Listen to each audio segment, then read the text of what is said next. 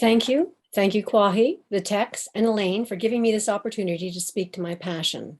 For several years, the focus of my research has been the early decades of craft education in Calgary, and more particularly the history of craft at the Provincial Institute of Technology and Art, the TEC, later ACA, then ACAD, and now AU Arts, which opened in 1916. Somewhat ironically, I seldom deal with crafted objects, for as has been suggested elsewhere, the study of material culture is the phenomenon of loss. Indeed, when it comes to the material past in craft, disappearance is the norm and preservation is the exception. In other words, I revel in what isn't there. Next slide, please. Thus, my interest was piqued when I came across a 1915 classified ad in the Calgary Daily Herald for special adult ladies classes in China painting being offered by a Miss Harris of Mount Royal College, MRC. The import of this discovery did not register immediately. Nonetheless, as I began to delve deeper, realization hit. The classes were drawn from an existing curriculum.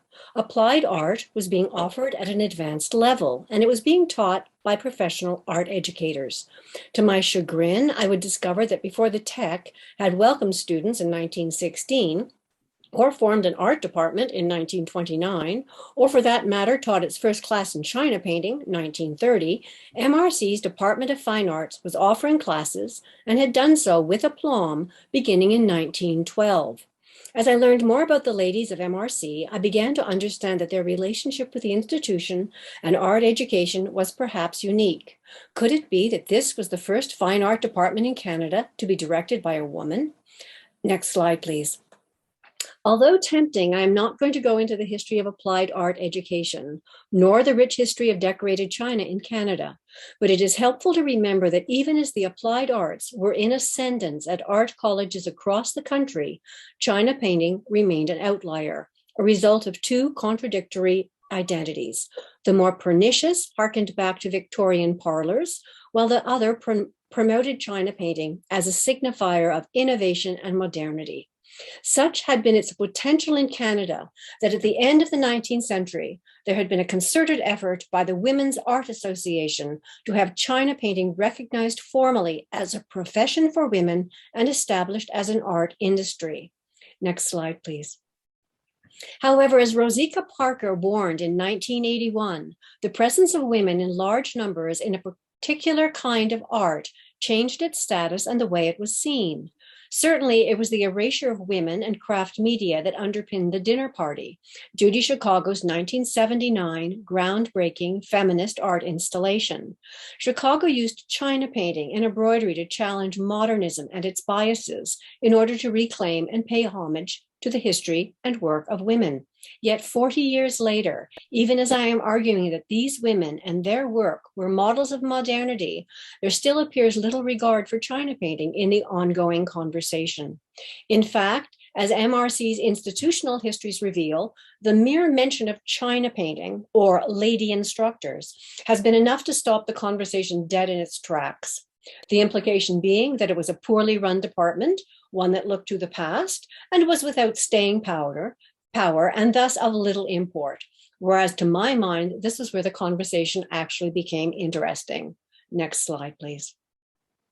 Certainly primary sources, newspapers, academic calendars, institutional reports, suggest an alternative history, and mining the social pages allowed me to tease out the connective strands that made up the individual stories, which in turn informed a larger narrative, one that told the tale of a dynamic department directed by a series of well-traveled, highly educated, and career-oriented modern women. We're looking at 1912 to 1932. And to my delight, modern craft was the common denominator. Next slide.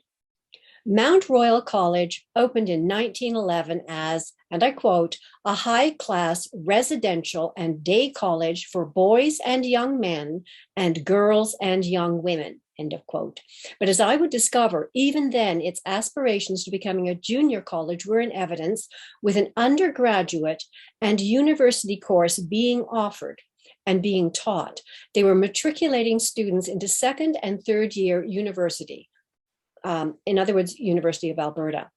Next slide, please. These were not little kids. As I began to investigate the untold history of the Department of Fine Arts, 1912, 1932, I found myself encountering what seemed like a surfeit of ladies and ladylike activities. With one exception, all of the instructors in the department were women, and the vast majority of the students female, and even the department's special courses targeted adult ladies. It would be women who organized the exhibitions of students and faculty work, and being of their time, they hosted these cultural events as one would an afternoon tea, meeting all of the expected conventions from potted palms to iced delicacies. Next slide. Accounts of these events were related in the Daily Herald, usually found below the banners Women at Work and Play or Calgary Society. And because these were the social pages, and it was assumed that the audience was female, reviews of college art exhibitions included details about decorations and dress, practically guaranteeing that the women and their achievements would be dismissed by the following generations of serious historians. Next slide.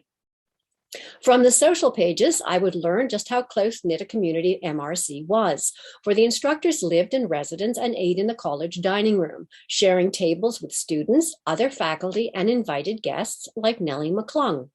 I envisioned Emily Spencer Kirby, wife of the principal, as the mentor and role model, for not only was she an educationalist, but an author, a feminist, and a social activist who, and I quote, promoted the expansion of women's sphere in society and developed a penetrating critique of society, aka men's, attitudes towards women, end of quote, who could not help but feel they were thoroughly modern after reading her article, Ladies, the Bachelors and Birth Control. Another item in the 1914 Herald suggested how these modern misses were being presented to the community. Barely 6 months after World War I had been declared, and even as suffrage was gaining traction and women were entering the workforce in greater numbers, Calgarians could rest assured that the lady instructors were just that, ladies. Mrs., and I'm quoting from the Herald, Mrs. Kirby and the ladies of Mount Royal College were at home to their friends yesterday afternoon at the college. The reception rooms were artistically arranged with palms, potted plants, and large vases of carnations, and Mrs. Kirby received the numerous visitors gowned in cinnamon brown brocaded peau de soie, assisted by Miss Power in chartreuse with an overdress of diamante studded net, and Miss Carrick in saxe blue silk draped corsage, Miss Borden in sunshine crepe de chêne and lace garniture, and Miss Crow in tango crepe brocade with a purple ceinture. While smitten with tango crepe brocade, I knew I had fallen to the charms when I had found myself looking up saxe blue and relieved that another of my ladies, Miss Borden, was resplendent in sunshine crepe de chêne. And it was only then that I realized that they had become my ladies and crafty ones at that. Next slide, please. The Department of Fine Art was established in 1912, and besides drawing and painting, offered classes in china painting, leather, and metalwork. While fine arts continued to be taught, applied arts took precedence. The Great War witnessed an increased demand for craft education, with new skill sets being introduced to the curriculum by instructors who had evidently been trained as war aides. In 1922, Maclean's magazine described occupational therapy as a new vocation for women. And in 1931, when MRC achieved its goal of becoming a junior college affiliated with the University of Alberta, the fine art department was shut down, but the craft offerings at the time were china painting, leatherwork, metalwork, modeling, gesso, batik, textile dyeing, and block printing, a new art form. Next slide, please. This remains a work in progress, but what follows is the briefest of introductions to a selected few of the instructors whose professional credentials were indeed signifiers of modernity. The first director of the Department of Fine Arts was Elaine Borden. She was there from 1912 to 1915. She and her successor, Margaret Harris, from 1915 to 1918, set the stage for a curriculum that would privilege the applied arts. Both were from the Atlantic provinces and graduates of Mount Allison University, renowned for having one of the earliest and most ambitious programs for teaching craft and design in Canada. Borden graduated in 1909 with a BA in art and held diplomas in oil painting and drawing. and she studied art education at Columbia University. This was during the reign of the American educationalist John Dewey. Harris had the distinction of being the first Canadian to graduate with a BA in applied art in 1912. She too traveled to New York City to further her studies, and both women had taught at the post-secondary level before arriving in Calgary. Their replacements were as accomplished and equally determined. Gertrude Van Der Linder was an MRC graduate who was awarded a BA in art from Washington State before returning to teach. Doris Parrott had spent 3 years at the Chicago Institute of Art before returning to Calgary to teach and to open a design studio. For others, like Louise Smith of Boston, who was actually from Hamilton, it was a reputation as professional artists that brought them to the college. And the last two directors, Honora Brown and Euphemia McNaught, were recent graduates of the Ontario College of Art. And while they are celebrated Alberta artists, their relationship with MRC remains a footnote in their biographies. Next slide, please.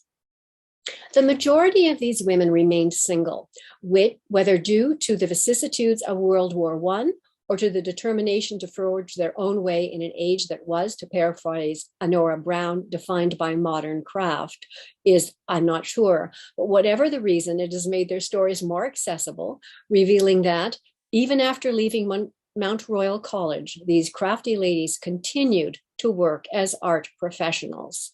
And my final slide is just that, a final slide. I did look up Saxe Blue, and I didn't know if actually the definition helped me or not. You can read it here. Thank you so much.